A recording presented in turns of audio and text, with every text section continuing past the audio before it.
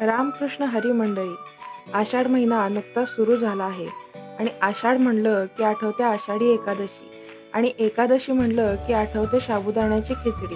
चला तर मग बघूया ही खिचडी कशी करायची. यासाठी मी घेतलंय जिरे, मिरची, आलं, बारीक चिरलेला बटाटा, शेंगदाण्याचं कूट. इथं मी 2 वाट्या साबुदाणा भिजवून घेतला आहे रात्रभर.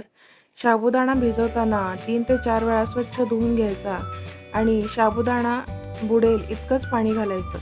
पाणी कमी ठेवायचं जेणेकरून साबुदाणा मोकळा भिजतो आणि खिचडी आपली गोळा होत नाही. आता यामध्येच आपण सर्व साहित्य एकत्र करून घ्यायचे आहे. इथं मी टाकणार आहे 2 ते 3 चमचे भरड केलेलं शेंगदाण्याचं कूट,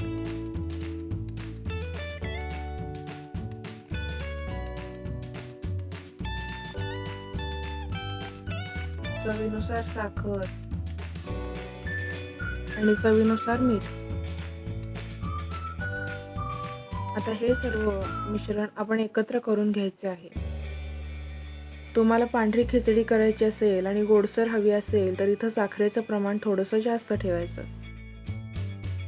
इथं मी लाल खिचडी करणार आहे.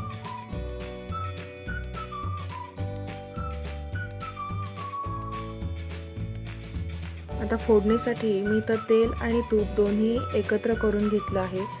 तुमच्याकडे तेल चालत नसेल तर तुम्ही नुसती तुपाचीही फोडणी करू शकता. तुपानं खिचडी एकदम खमंग होते.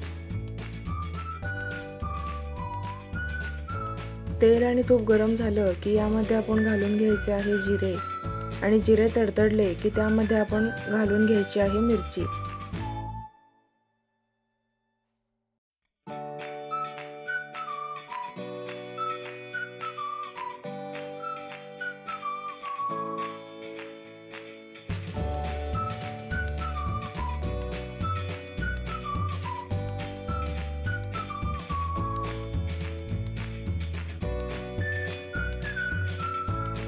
मिरची परतून झाली की यामध्ये पातळ काप केलेले बटाटे घालायचे आहेत. आता इथं तुम्ही डायरेक्ट शिजवलेला बटाटा सुद्धा घालू शकता.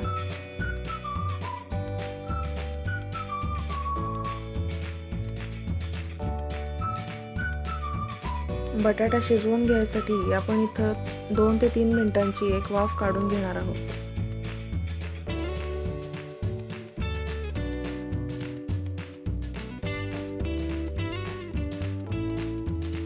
बटाटा शिजत आला की आपण यामध्ये साबुदाणा घालून घ्यायचा आहे.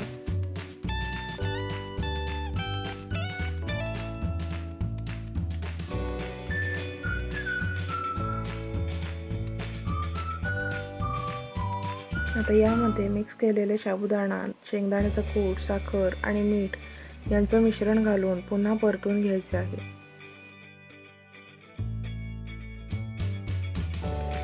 आता साबुदाणा आपण इथं व्यवस्थित परतून घ्यायचा आहे जेणेकरून फोडणीमधला मिरचीचा स्वाद, जिऱ्याचा स्वाद, बटाट्याचा स्वाद, साखर, मीठ या सगळ्यांची चव या साबुदाण्यामध्ये उतरली पाहिजे.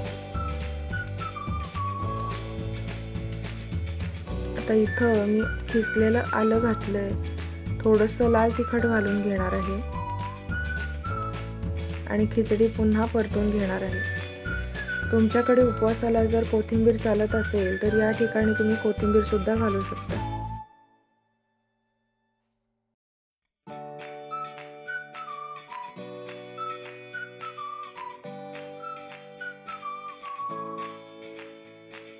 आता साबुदाणा शिजवून घ्यायसाठी आपण पुन्हा याला छोटीशी वाफ देणार आहोत.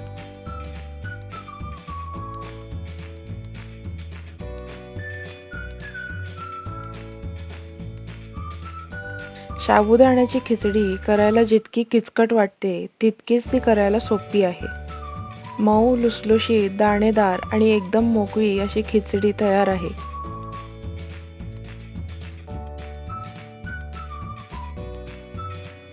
ही गरमागरम साबुदाण्याची खिचडी तुम्ही दह्यासोबत किंवा ताकासोबतही खाऊ शकता.